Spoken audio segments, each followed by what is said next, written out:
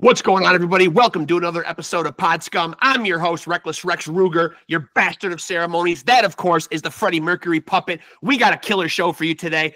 I am, of course, going to chop it up with only the coolest of kids, because those are the only ones that show up here to chop it up with your boy, Rex Ruger. Today is no different. Let's get down to it. I'm excited. You're excited. We're all fucking excited. So let's get down to it and chop it up. David! Hey, what's up, brother? How you doing? I'm good, man. We got you. Finally. I wasn't sure if I sent it to the right address or not. I was getting confused because you said there might have been an extra dot or not a dot in there. Yeah, so whenever I was putting the email address in, I looked back at it, and for whatever reason, it's going gmail.com, and I was like, it's probably not going to come through. So yeah, I like to make sure. I liked when we were talking the other day, man, because we were trying to set this this interview up, man. And you said dad responsibilities, you know what I mean, scheduling issues or whatever, man. I love to hear that from like musicians, man, because I think I maybe it's an old notion because I'm 51 years old, but it seems like nowadays I'm talking to more guys on here in the music business who are willing to say, you know what, the business aspect of it has to be put on the back burner sometimes for the family. Because you always used to hear those stories back in the old rock biography books of like dudes just saying farewell to their family and just going out and living like a life of debauchery and almost forgetting that they even had a family, you know? Right. Totally. No, it's true. It's very true. Especially nowadays, man. A lot of them, you know, the dudes that have been doing it as long as, you know, I mean, I'm 45, bro. You know, I've been doing music for 20 years, you know, over that, you know, and playing shows and stuff, you know, and my kids are grown, you know, my son's 16, my daughter's in her 20s, you know, but, yeah, dad responsibilities, bro. You know, it's what comes first. Family's first. You know, I'm a musician through and through, all the way to my bones. But when it comes down to it, I got to make sure that my shit's taken care of, so my family's taken care of, so I can do what I do. Right.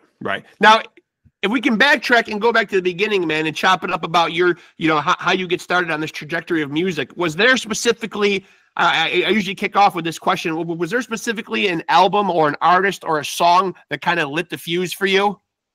Yeah, I mean, when I first started playing, I started playing on tennis rackets when I was like, you know, 8 years old, you know? Yeah. My dad was a country music guitarist. He played, you know, gigs around town, shit like that, you know, and I always, you know, saw him doing that. And he was killed in a motorcycle accident when I was younger. And sorry to hear that. You know, it sucks, but you know, I'm a grown up now. But anyways, he you know, he was a musician. It was his thing, you know, and when he passed away, I was like, you know, I want to play music. Well, my family, my mom, I kind of went from family member to family member for a little bit, you know, and so I never really got the opportunity to start picking up guitars until I was like 12. But, you know, rocking out to like Appetite for Destruction and shit with my nephews and like, let's put on a show, you know, and like Thanksgiving Day and the family's like, you guys are, you know, annoying, who were like blasted Welcome to the Jungle, just rocking fine in the house, you know. So I mean, from there, like starting to play music and getting into it, like I said, it was definitely my father. But as I grew older, you know, and started getting into you know, Guns N' Roses, Metallica, Megadeth, you know, and then I found Pantera, and that was basically where everything took the switch. And it was like, you know, I saw the first concert I ever got to see was Pantera and Type O Negative when I was 16 in Texas. And man, my first experience at a show at all or seeing live music happened to be the Pantera mosh pit. You know what I mean? So I was like, dude, I'm never going back. That's the shit I want to do. You know? Now that's baptism by fire right there. Oh, dude, it was crazy, you know, and I didn't even know we were going to go to the show. My friend's mom surprised us. This is, you know, years ago, obviously. We were at school and she picked us up. She's like, hey, I got tickets to Pantera, because she was a metalhead. He was like the guy at school that had the full beard and shit. He was like 16 years old, you know, and long ass hair, wearing the Morbid Angel shirts and stuff, you know, and you know, him and I obviously became friends, and his mom picked us up, took us to the show. I'm like, I lived in San Antonio, Texas. That's where I'm from originally.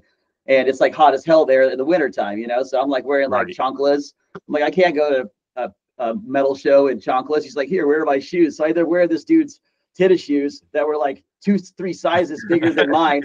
I was like, fuck it, let's go. So I get in the mosh pit, you know, and Pantera came out on stage. First Type O opened, then Pantera comes out. And then as soon as as soon as Pantera came out and the fucking curtains dropped or whatever, they started raging. Like the pit just broke out. I'd never been in a mosh pit in my life, so little did I know or think about that there's nothing at the end of this shoe besides shoe. So when the dudes backed up in the mosh pit, got slammed into, I was stuck and couldn't fucking go anywhere because it was the tips of these shoes being held out. You know what I mean? So I got to experience my first show doing the fucking wobble dance. And, you know, that's, like I said, I never went back. I fell in love with it, you know?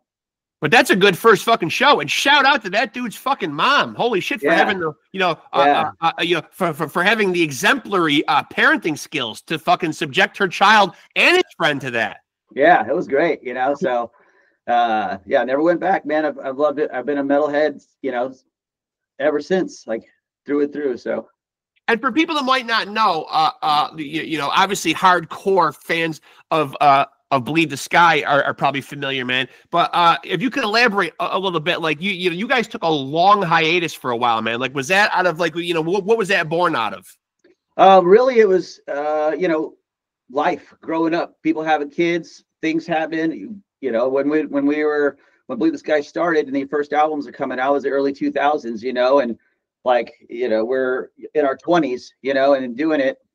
And then after Murder the Dance came out and there was did some touring off that, like it just became too much, you know, lifestyles, people got, you know, it just what it was, you know. Austin started playing for, you know, different acts and going in and getting that experience, and all of us kind of had dads and did our thing. And you know, it was like 10 years that we weren't doing anything until we kind of revamped the band, got it together, got a phone call from Noah, our old singer, you know, and he was, it was actually my son's 9th birthday, you know, and he calls me up and he's like, you know, would you consider us all doing this, you know?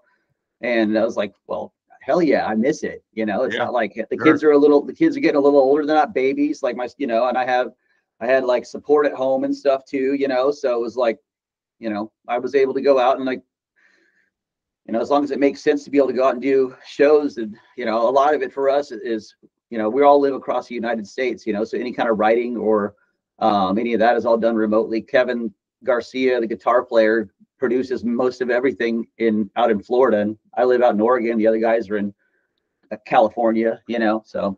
I'm glad you brought that up, because when you guys are going to do new music, man, what is the creative process typically like? Does somebody do the lion's share of the work? Is it very collaborative? Kevin does a lot of the work. So we'll have like sessions where everybody comes together, or, you know, with technology, we can just send an email with a riff, you know, or whatever.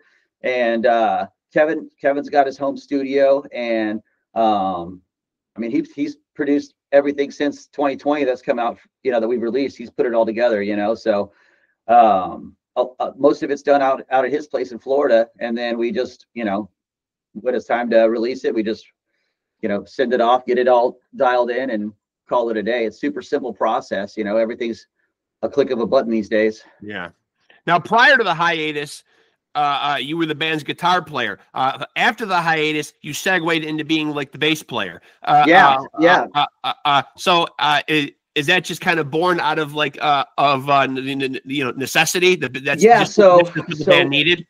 Yeah. So what happened was like we split up, and then Wayne Miller, the guitarist, and Kevin were in a band together called Solus Deuce, and Kevin's been a friend of Bleed the Sky since, you know, 20 something years ago. You know, he's been a part of the fold for a long time, just was in a different band called Odd Kick out of San Diego area, you know. And when this version of Bleed the Sky started back together, you know, in early like 2018, 2019, whatever it was, it was Kevin had already been writing with Wayne. They'd taken some of that material that was going to be Solus Deuce, and that band kind of unfolded. Austin was the drummer for that band, so it was basically Bleed the Sky members, you know, and they for whatever reason didn't want to move forward with the vocalist they had, so reached out to Noah, you know, and then Noah was like, well, who are we gonna get to play bass? And they were like, well, let's see what Dave's up to, you know. And I was like, I'm a guitarist, man. I've never been a bass player, you know. Like bass when I'm doing pre-production in the studio and stuff. But so, you know, I play guitar a lot like a bass a lot like the guitar. You know, of course, I had to learn, you know, when to play, not to play, how to, you know, I understand the concept, you know, Right. But I started playing bass when I came back to the fold, you know. Noah hit me up and was like, would you consider being the bassist? We got Kevin in already. And I knew Kevin, we were friends from a long time ago, you know, and I was like, let's go. Like, it's not about, for me, I'm a musician. It's not about playing lead guitar or playing bass, playing drums, being a vocalist. Like, if I'm going to be a part of a project, I'm going to put it in everything I got for whatever instrument I'm going to play, you know? Yeah. You're going to fill you. If there's a need, you're going to fill it. Yeah. Or try to anyway. Yeah. Let's make it happen. So, and now, so you brought up Noah a couple minutes ago, who now subsequently has left the band. So where are you right now with singers? You know, I was doing my research. There was a Rudy Flores in there who seemed like he lasted about as long as a cup of coffee. He did, yeah. He wasn't there very long. And you know, of course, I take everything with a caveat that I read online, but they cited kind of like maybe creative differences or whatever. I don't know. I don't know if you want to elaborate on that. Yeah, no, I mean, and it's really where it's at. It's just it was all about the vibe, and for us, it's like we have a certain niche, you know, just like every band, you know what I mean, and Rudy's a talented dude. He's got hella good vocals when it comes to that style, you know, and.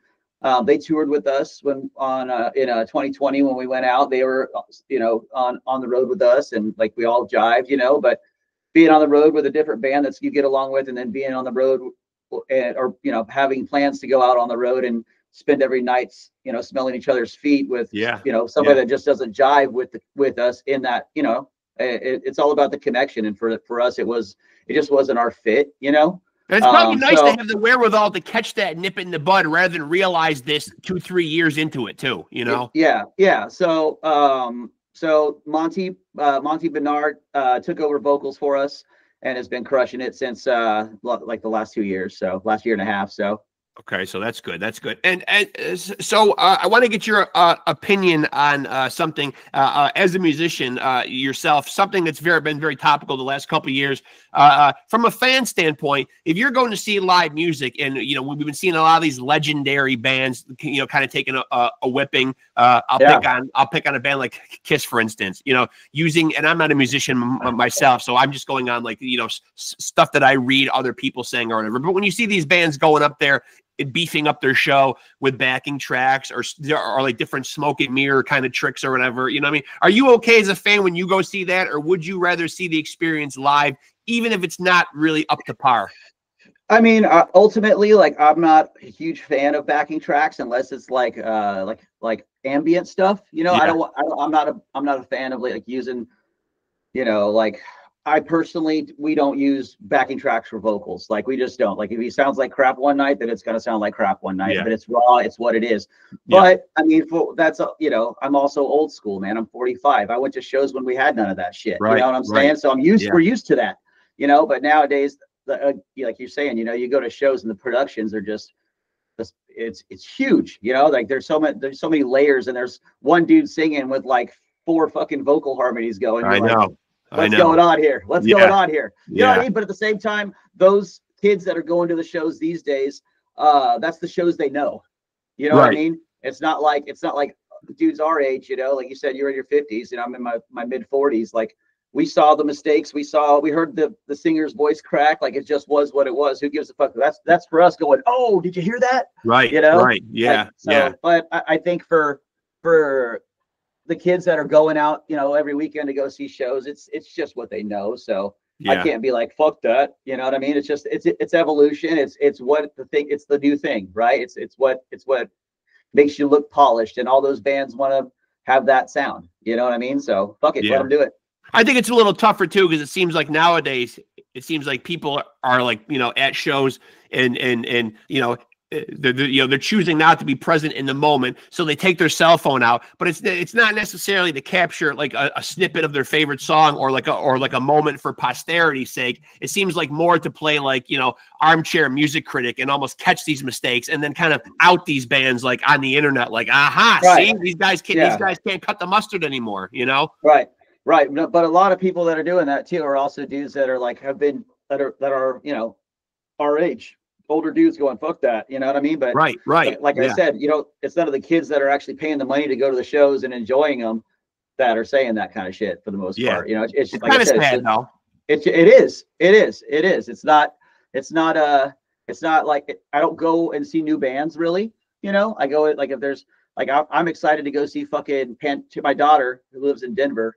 2 days ago hit me up and she's like, Dad, guess what I did? I'm like, what? She's like, I bought you your birthday present. I'm like, my birthday's not till April. She's like, I don't know. I don't care. I had to get them. They just went on sale and I got us tickets to fucking Pantera and Metallica. Me too. In Denver. Yeah. You know? And I'm like, yes. So only cost me the low price of $111 per ticket, but I did pull the trigger. I bought one for me and my son, who is going to obviously pay me back or whatever, but I couldn't really resist because this Metallica package, it's like on different cities, they're touring with 2 different bands. And in my city, it was Pantera and Suicidal. So so that's what's going to be here. It's Suicidal, Pantera, Metallica, Limp Bizkit. So it'll be dope, dude. I mean, I'm excited to see Zach up there. You know, it's no Zach. It's no you know, if there's anybody that's going to be playing Dimes riffs, you know, I'm glad it's Zach Wild. You know, they were brothers and shit. So it's just paying. You know, a lot of people threw hate at that shit. You know, oh, they're just out for the money. But let's be real. It's fucking Phil Anselmo from Pantera. The dude has money. Right. The dude has money. And plus, I hate that. You know what I mean? Like that's like one of those things. Like what? Because they've made money, all of a sudden they should just stop and they're not entitled to keep on like making a living and doing what they do. Yeah, you know, they do, and it's what they love. It's what they know. And you know what, dude? Like I haven't got to see that version of Pantera yet, but I'm fucking stoked, man. Yeah, I haven't either. I can't wait, bro. I know I'm gonna be like a fucking emotional fucking kid, dude. You know what I mean? Yeah, I am too. It's gonna be wild, dude. You know? Yeah, and it's also pretty cool, man, because even though it isn't Diamond Vinny, as you said, it is the legendary Zach Wild, and you are also getting Charlie, who's a component of Anthrax, another legendary band. You know what I mean? So it's really it's a stage full of legends, you know? Yeah, it literally is. It's a powerhouse, and it's not like it's gonna fucking not hit as hard as it needs to, and the riffs, you know, the riffs are getting played like they're supposed to. So fuck it, let's go. And I mean, I've always been a huge Suicidal fan. I've never gotten the chance to see them live. Obviously, like this isn't like the 1990s version with Rocky George and or whatever. Right. But I hear that this lineup, now that they've got Jay Weinberg playing drums and they also have Robert Trujillo's son Ty playing the bass. And from what people are saying, this is a really ripping lineup right now. Yeah, no doubt. No doubt. You know, they're not going to go out and get on a package like that and not come out crushing it. You know what I mean? So it's going to be great. It's a big opportunity for them too. Yeah, totally. Yeah, absolutely. So that'll be awesome. I'm pumped, man. And since we're still talking about touring, like, I know, as I mentioned, being in my 50s, you know, and of course, I'm not a traveling musician or whatever, but, you know, you do kind of like your creature comforts as you get older. You know, you like being home in your own bed. I notice I become more of a homebody, but I also have like a regular day job that I'm tethered to. I don't have a job that takes me, you know, around the world traveling. But do you still like that part of the business, that nomadic existence of traveling, you know, because you do have a family and you are getting older? Yeah, you know, and if we go and do runs and play shows, it has to make sense because everybody's a father, you know, and that's in any group I play in. Most of the dudes I play with, aside from with Bleed the Sky, are, you know, all family men too. So it's all about timing. It's all about putting your ducks in a row where you're able to do it. And I don't want to go out I'm not going out for crazy extended times or anything like that. You know what I mean? It's got to make sense for my home life. That's precedence. You know what I'm saying? Like, what's a comfortable itinerary for you? Like, what's a comfortable amount of time going away? I mean, being gone for about a month is about where I'm at. You know what I mean? Go out for take a month off of work and, you know, put in the vacation time and then, you know, just playing every night, taking maybe two days off through the entire run, playing every night, every place we could play, you know, because that's what makes the most sense to do it, especially in the capacity where, you know, we're not playing fucking arenas when we go out, we're playing club shows, you know, and it's just you gotta stay moving if you're out there, because if you're not making money, you're spending money. Yeah, you know? Yeah. The business has changed a lot. Now I've asked other musicians here this question before, and it is a purely subjective question, but obviously, like, you could kind of see. I mean, I think the industry could see to a certain extent that we were headed towards the internet takeover, that we were headed towards music becoming like, happening through streaming or whatever. Is there a way, because I talk to pretty much nothing but musicians on this podcast, you know, having to go out and tough it out on the road, hope that you can sell some merchandise or whatever.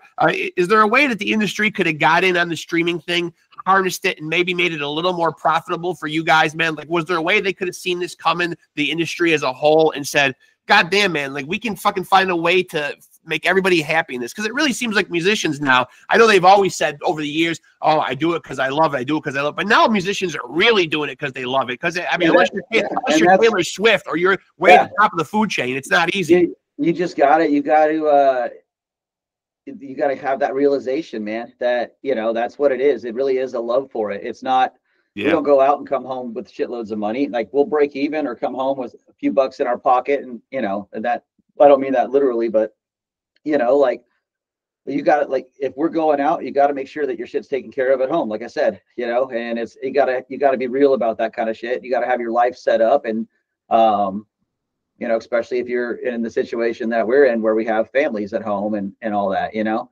Yeah.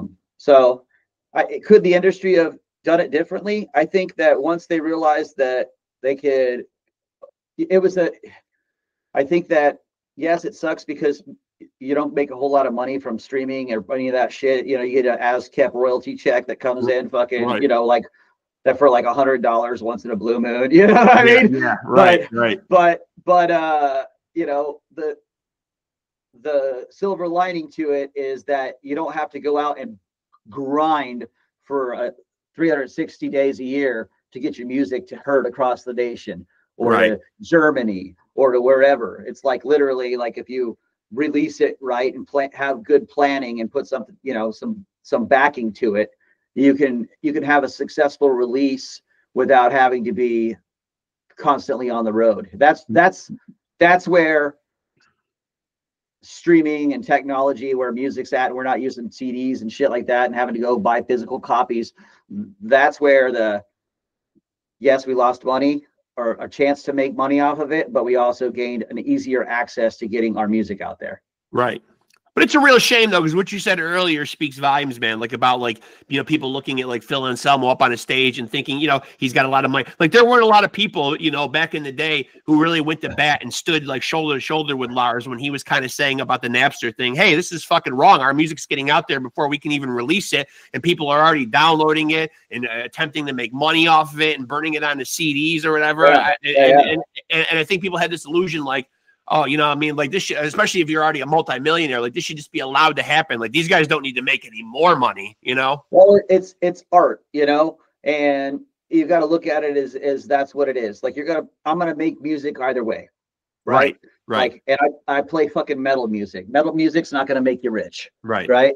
So I would rather my shit be able to be heard by fucking a million people and have shows where people come and spend their money on the merch, and just be able to download, stream the songs, you know the music when they show up to the show, and it's like new material, you know what I mean?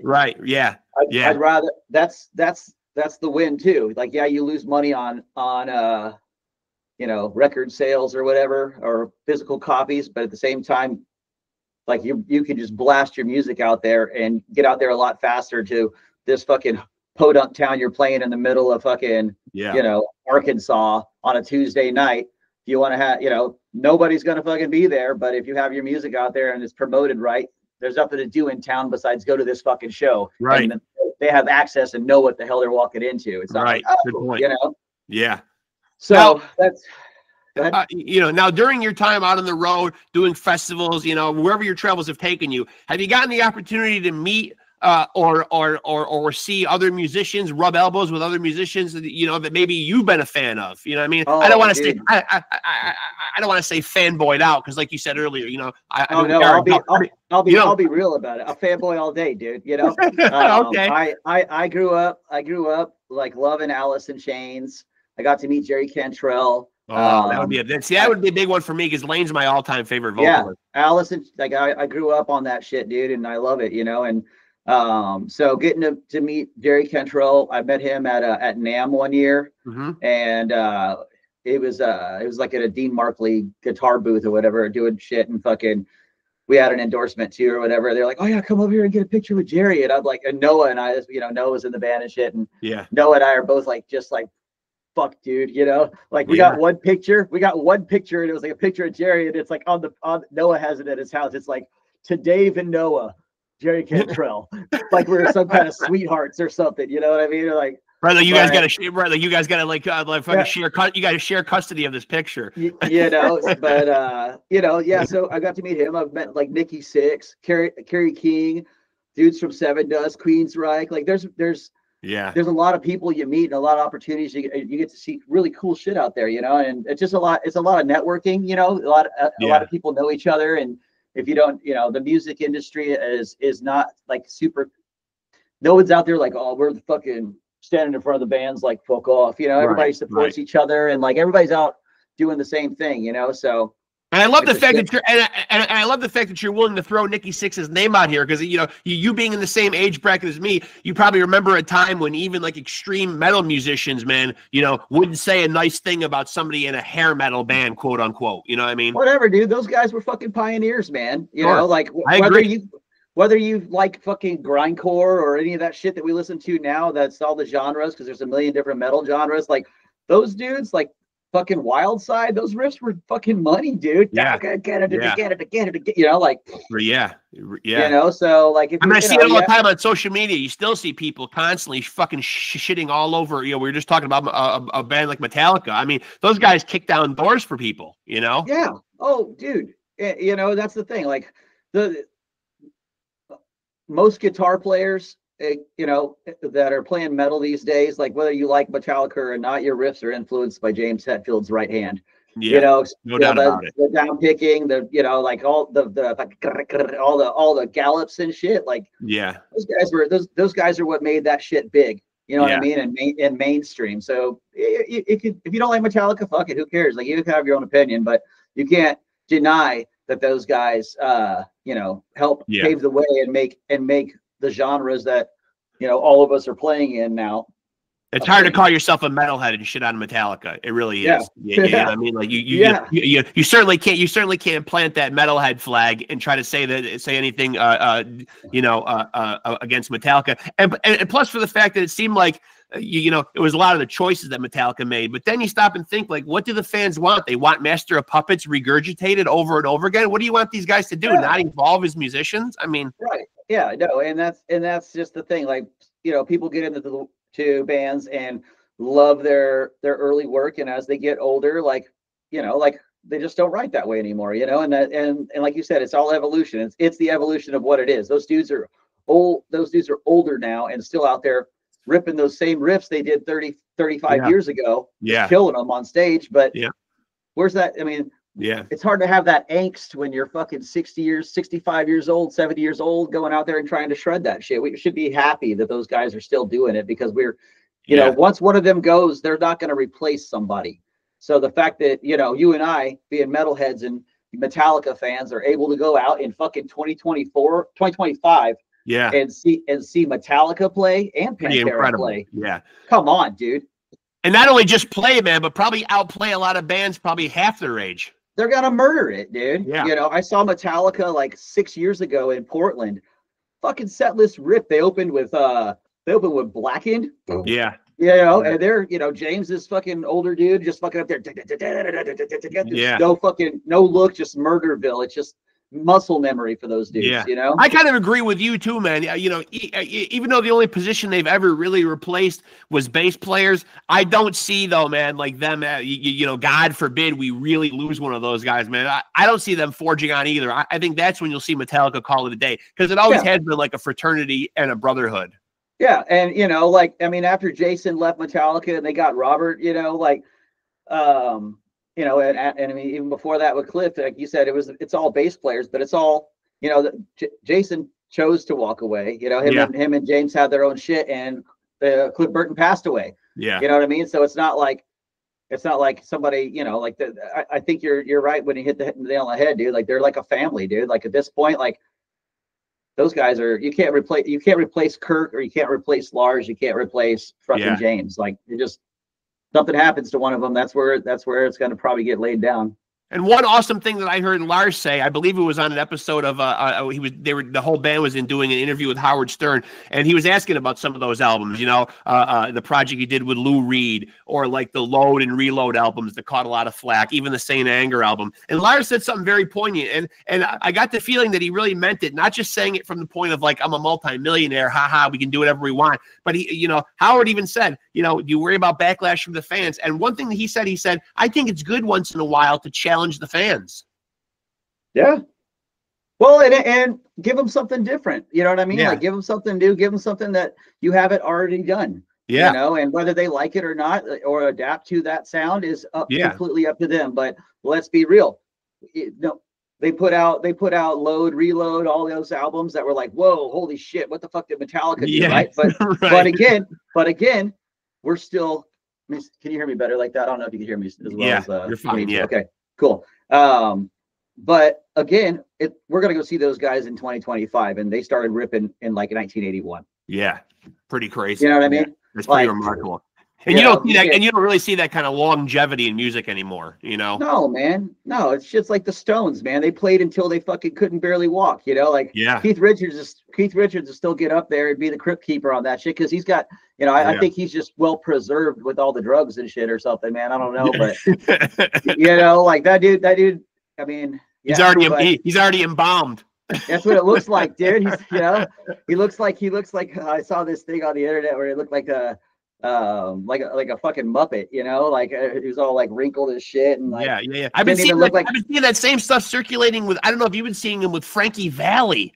Oh yeah. They got all these videos where like it literally looks like they're pushing him out, and a lot of people are like turning it into a meme, and they're making a joke like, this is how much effort I put into work on a Monday morning or whatever. But he's coming out there and he's holding the microphone, and it doesn't even look like he's even attempting to make his lips even move a lot. Yeah. You know? Yeah. No. Yeah. It's crazy. Totally, I mean, it just looks like he's totally phoning it in. Yeah.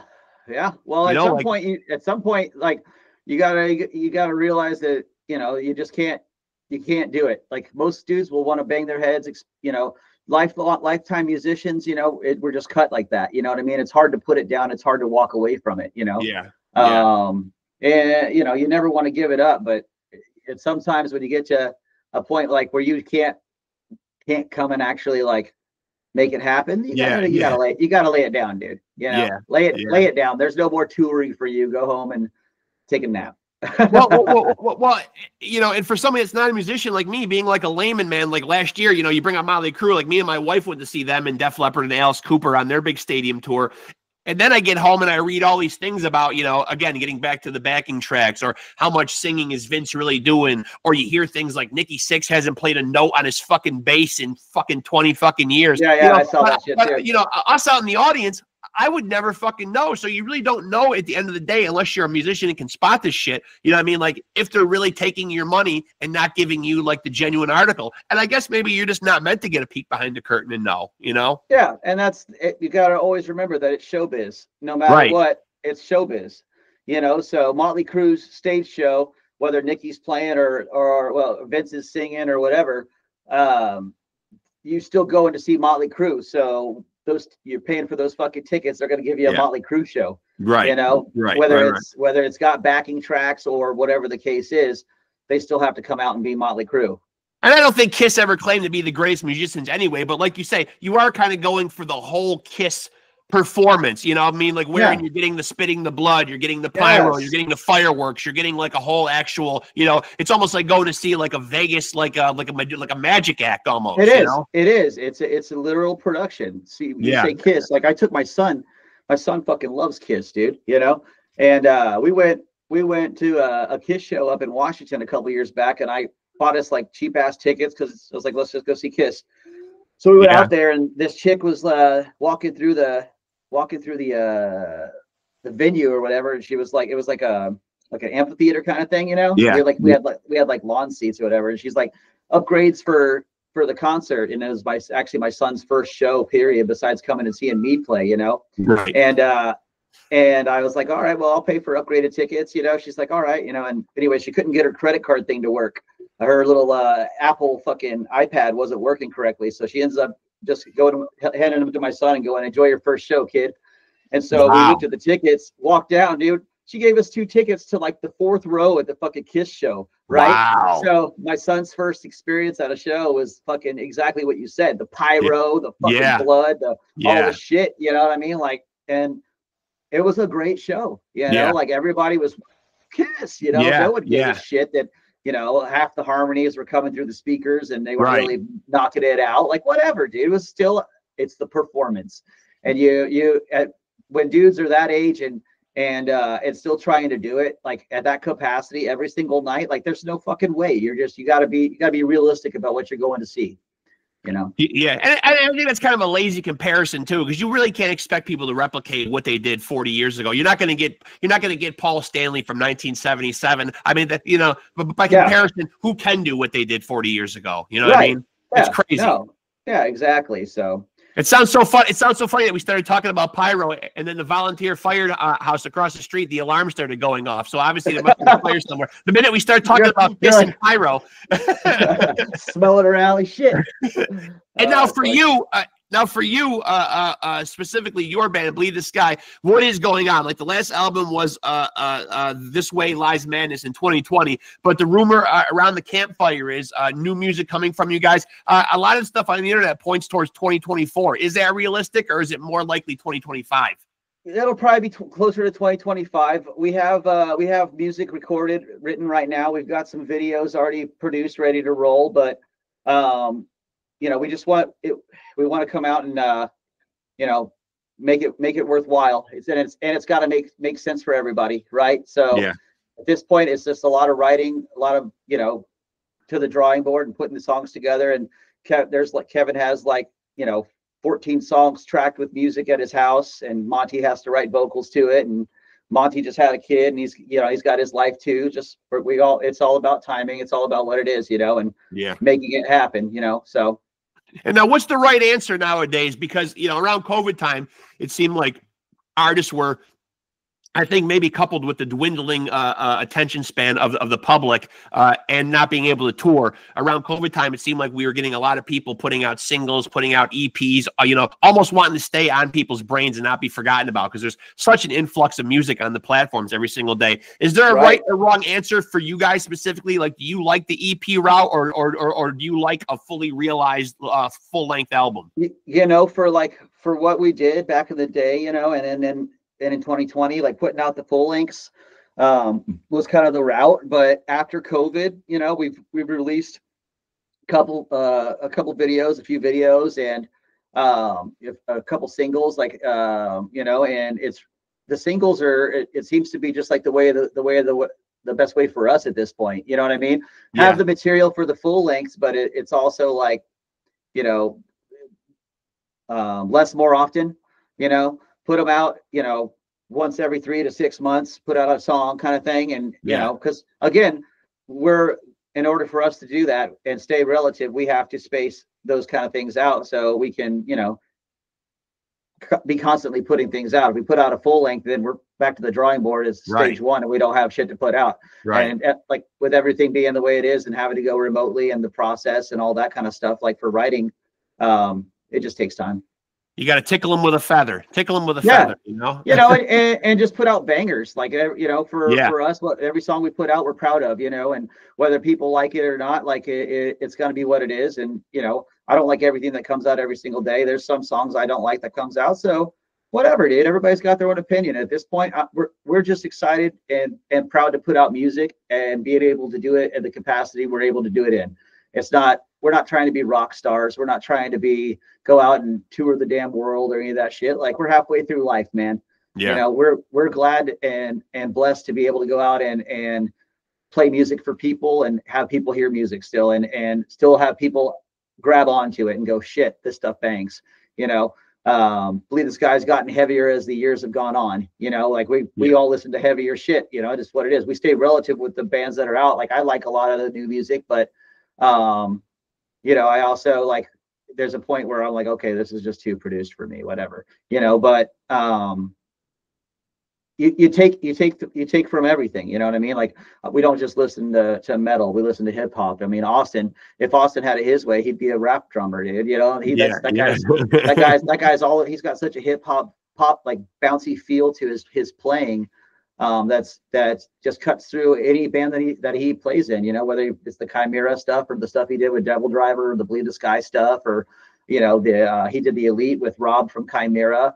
You know, like that dude's vibe is constantly just, you know, bringing that bouncy hip hop vibe to whatever those heavy ass riffs are putting out there. You know, he always finds his niche to play around the beat, you know what I mean, and not make it just so I don't want to say structured, but a cookie cutter kind of. Yeah, just authentically, just like his style, you know. And that's part of that's a lot of the magic that comes with the Bleed the Sky stuff. I mean, is just the way that guy approaches music, you know. Here's the music. As a music fan yourself, though, you know, when you get time to listen from a fan standpoint, I was guilty of this for a long time, and the podcast has really helped me kind of open myself up a little bit. And, you know, because I do find it kind of, you know, thrilling to have young musicians on here and give them a platform, because, you know, even 10 like new fans really means a lot in this day and age. So regardless of how many views an episode gets or whatever. But you for a while I was guilty of, okay, I'm cleaning the house or I've got time to listen to music. I would fall back on old shit and kind of be stuck in that time warp and not be able to find like new music that excites me. Are you kind of like that? Are you able to find like new music out there like now that excites you? Like when you're going to listen from a fan standpoint? You know, I always go back to my classics, dude. You know, like I love the Pantera stuff. Like I'm always about listening to my roots, dude. But at the same time, there's like bands out there like Alpha Wolf, and there's a band called Darko. These dudes are they're just like cutting it, man. They write such heavy hooks, you know, and it still grabs my ear. I think as long as it doesn't matter like from what time frame it came from, if it's got that hook and just grabs me, then it grabs me. I don't really, you know, it's not one way or the other. I mean, when I'm just in the car jamming, I'm usually jamming to whatever mix I have on my Apple Music, you know what I mean? It'll just rip through the tunes or whatever. But yeah, I mean, I love where metal came from, and I love where metal's at now, you know. So now you mentioned your daughter. Now you mentioned your daughter getting you the Metallica tickets. So I take it that she's somewhat of a metalhead. She's such a metalhead, bro. She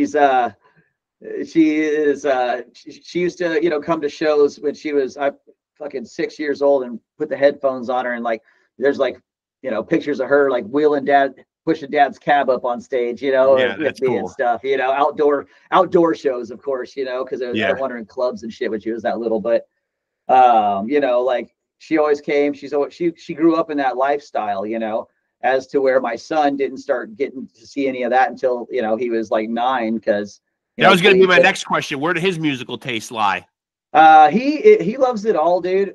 He likes metal, but he's more into like hip hop, you know. He's a 16-year-old boy. He loves hip hop, and he's not a musician. Like during COVID, I started teaching him how to play some guitar chords because he couldn't do shit, you know, at home. You know, he's just like, oh, dude, teach me guitar, you know. But my daughter actually has like 3 of my old guitars, and she's got a bass, and she took that side. And my son's more of a jock. He's like a track and field kid, and football, basketball, you know, all the sports. And I saw you putting stuff up on your Facebook. I think about one of their track meets recently. Yeah, you know, and he goes out there and loves that shit. So, you know, I got to support him and in whatever he wants to do. So yeah. Now come the tough questions, Dave. Your Mount Rushmore of all-time artists, and your top 4. They don't just got to be metal. I mean, it's purely subjective. Your 4 go-tos. Probably gonna be metal. All-time artists. Dimebag. I love Dimebag. I love his riffs. I love Slash. Okay. He's just bluesy. He's got an interesting way that he plays. So you're naming the specific artists, not necessarily the bands. You're going even more specific. You're saying specific artists. Yeah. I like that. You're going even deeper. You're going even deeper than I usually require. Yeah. So I said, who did I say? Slash. Slash. Dime Slash. Definitely Jerry Cantrell. That was one of my, like I said, one of my fucking, when I met Jerry, I was like, woo! Yeah. Fucking kid. I was like a fucking kid, dude. I didn't even know what to fucking say to him, dude. You know what I mean? I'm just like, Dave. Yeah. You know? Just goes to show that at any age we can fanboy out. Yeah, who cares, dude? Yeah. You know. And then I say for the last one, let's say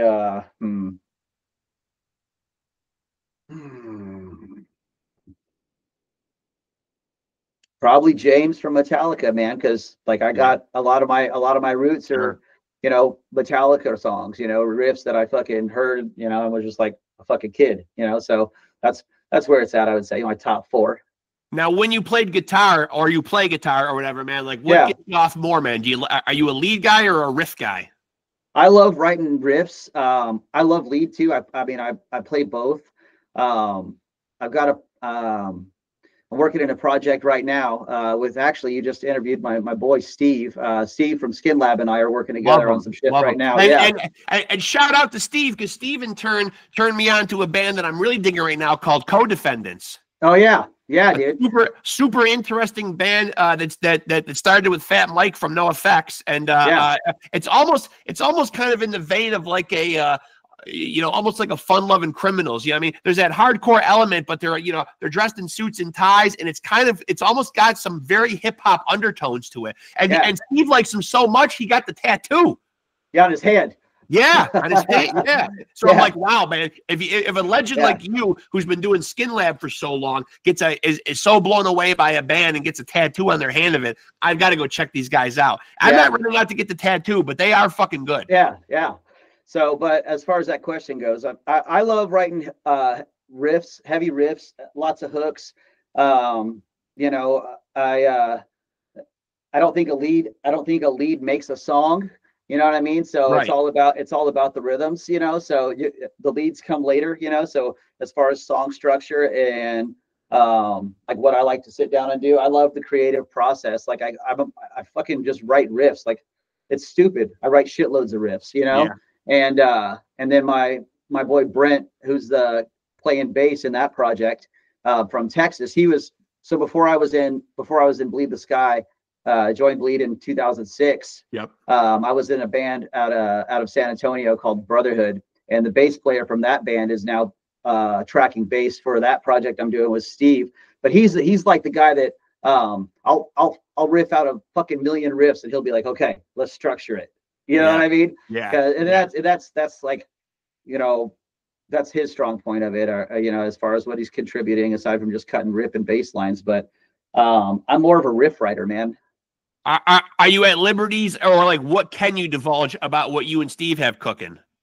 You know, honestly, dude, so Skin Lab and Bleed were on tour together in 2020. Mm-hmm. And you know, we all got along, we became friends and stuff, and they're really, really just awesome fucking genuine humans. And I was just doing some pre-production here in my home studio, you know, and writing stuff that wasn't quite as heavy as Bleed's like material, you know. Right. Has a little more I don't want to say poppy to it. It's heavy as fuck, but it's just it's a little bit different. It's got more of a commercially feel to it, you know what I mean? Yeah. But still has the heavy riffs. Yep. And I was just shooting the shit, and Steve and I were actually just talking on Messenger, shooting the shit, and I was telling him about it or whatever. He was talking to me about what he's got going on. And I was like, well, he's like, send me that fucking track. Let me check it out. I was like, yeah, sure, dude. And I just hit it to him, and fucking, he was like, bro, like, who you got fucking ripping on this? I was like, no one, dude, not right now. Like, I'm just literally fucking, I'm just writing some fucking material. At that point, I didn't even have the bass player in place. You know what I mean? It was just me at the home studio, just writing riffs. Right. And because again, I write riffs. I write lots of fucking riffs, dude. You know, Yeah. and I said, you know, not all of them are cut for Bleed. I have a band that I play in out of Denver, Colorado called Pride and Pieces. Some of the riffs go there.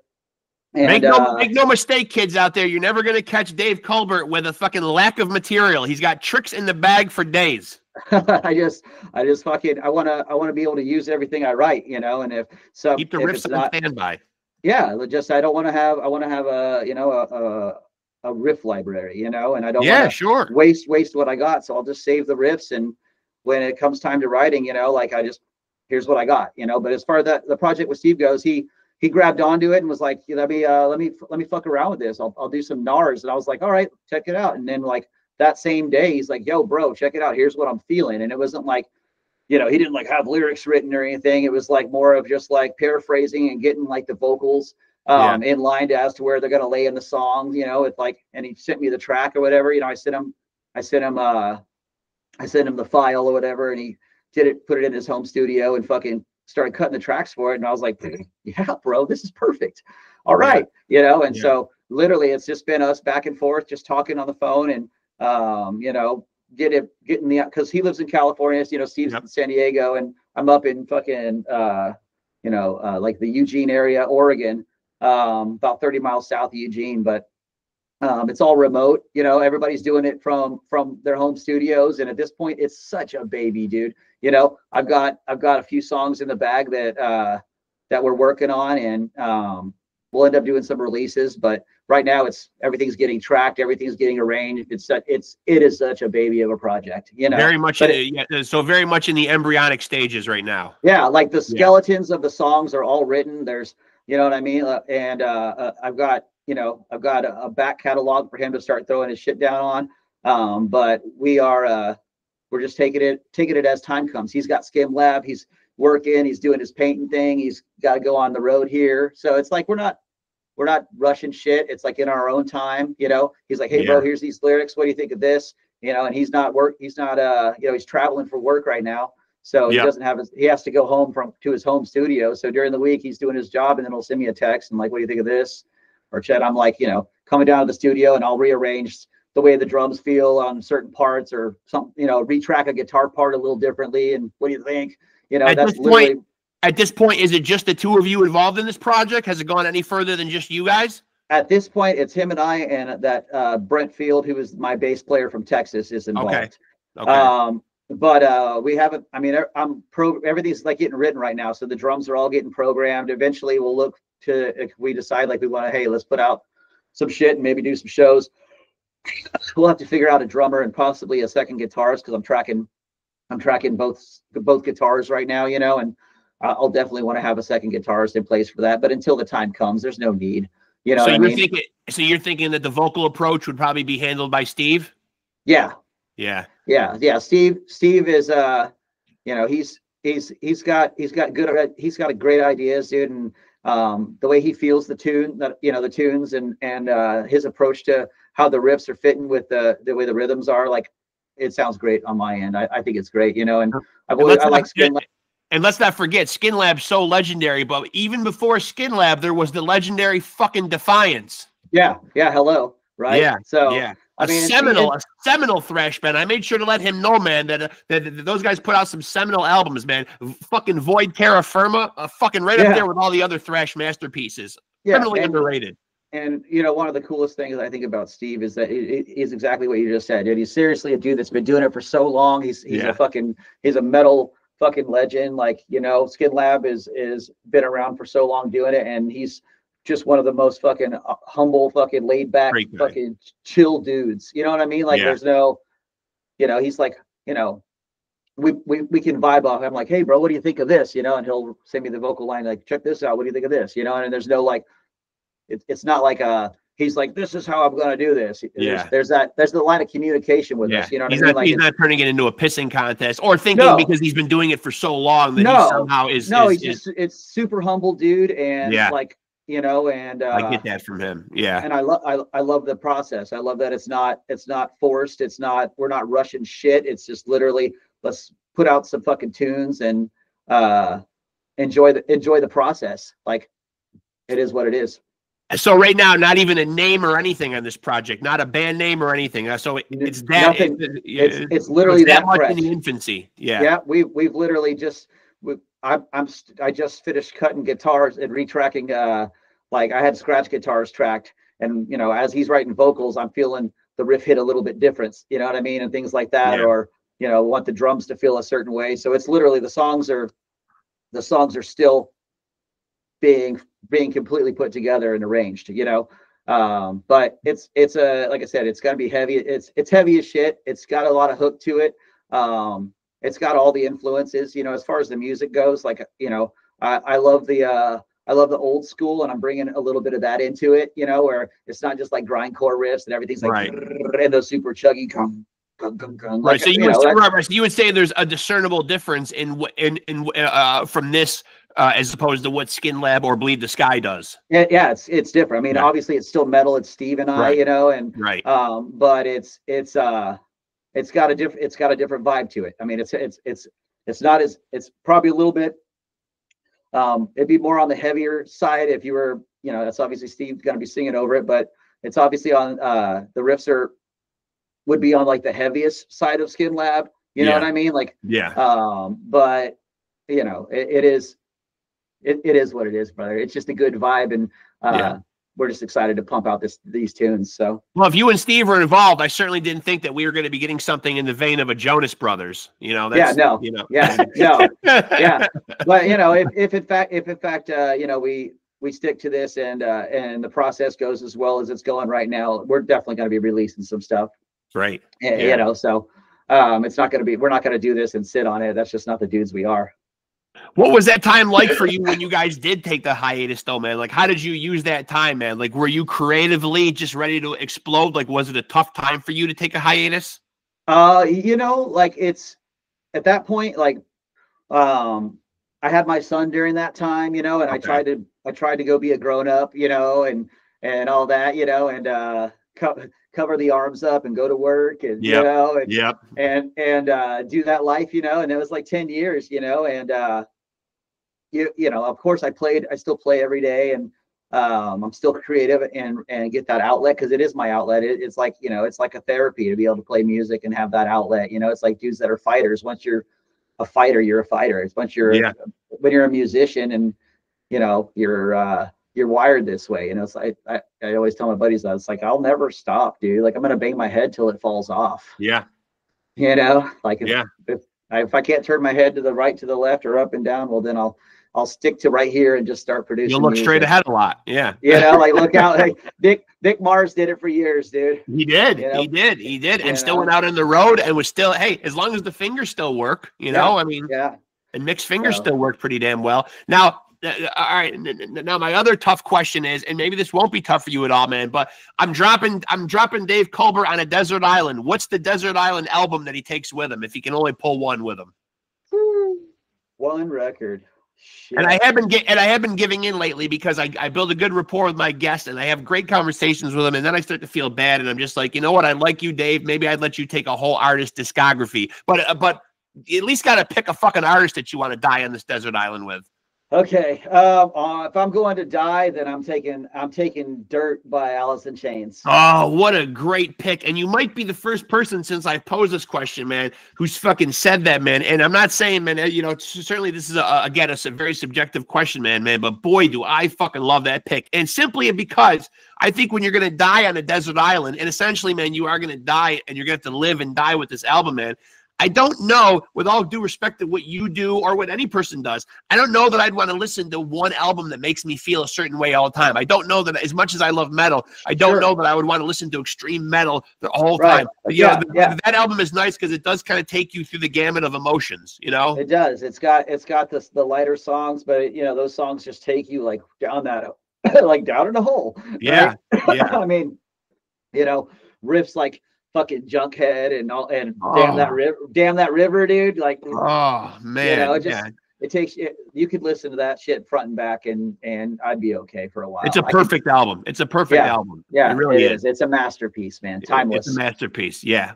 Well, listen, Dave, I appreciate you being so cooperative. I know we moved the time around a little bit, man. Yeah, of course, man. No worries. It's a pleasure. Yeah, but this was a blast, man. Please stay in touch. As soon as things get cooking again, man, or the album's about to drop, I'd love to have you back on again, man. Or, you know, when anything is cooking, man, even if it's the thing with Steve, you know? All right, brother. I will. I'll reach out. I appreciate it. And you know, we're in touch now on Facebook or whatever. So, we'll definitely stay in touch. I enjoyed this a lot. I really appreciate it, man. It was great to meet you in person, brother. I appreciate you having me. Yeah, you too. Thanks, Dave. Good talking to you, Later, my friend. Brother. Stay safe. All right. Later, man. Bye. There he goes, folks. Dave Culbert from Bleed the Sky. He'll do whatever you fucking need him to do. Started out as a guitarist, is now the bass player, and pretty fucking exciting that he gave us tickled us with a little feather about a great project. At least it sounds like a great project that he's working on with the great Steve Esquivel from Skin Lab and Defiance. So that sounds fucking amazing too, man. And plus, it's just going to be great to have Bleed the Sky back. Their last album was This Way Lies Madness in 2020. So we're overdue for some new Bleed the Sky, which it sounds like we're going to get sometime in 2025. fingers crossed, but sounds like all systems are go. Noah Robinson, for fans of the band, obviously no longer the front man, but Monty Bernard, from what it sounds like, man, in there and handling the vocal duties fucking phenomenally. Sounds like no qualms from Dave. So green lit. It looks like we're going to get some new Bleed the Sky in 2025. I can't wait, man. Those guys always fucking bring it and bring it fucking heavy, man. So don't expect it to be any fucking different, man. Another great episode. Thanks for tuning in. Big ups to fucking Dave Culbert for coming on here and doing it with me, man. And really appreciate him. Let me give myself a look now that the interview's over. Make sure that the David Lee Roth quaff is still in order. And it is. I got to thank my pops up there, man, for the phenomenal jeans. And, of course, the Freddie Mercury puppet, who, again, absolutely lent nothing to this episode except those big choppers. But sometimes that's enough. So, you know, I'll cut him some slack because he is a puppet legend. So thanks to Dave Culbert. Make sure to like and follow us on Facebook and stay tapped in for the best conversations. This is where all the cool kids come to chop it up with your boy, Rexx Ruger, your bastard of ceremonies. Only Reckless Rexx can give it to you raw like this, man. Come to Pod Scum, man. Stay for the great fucking conversations, man, because we deliver them every single fucking time. And today was no different. Thank you, Dave Culbert, man. And make sure to like, subscribe, and hit the notification bell right up there at the top of your screen somewhere. Open your fucking peepers and look around for it. It's up there. Stay tapped in. And like I always say when I end these things, remember to take it easy and keep it sleazy.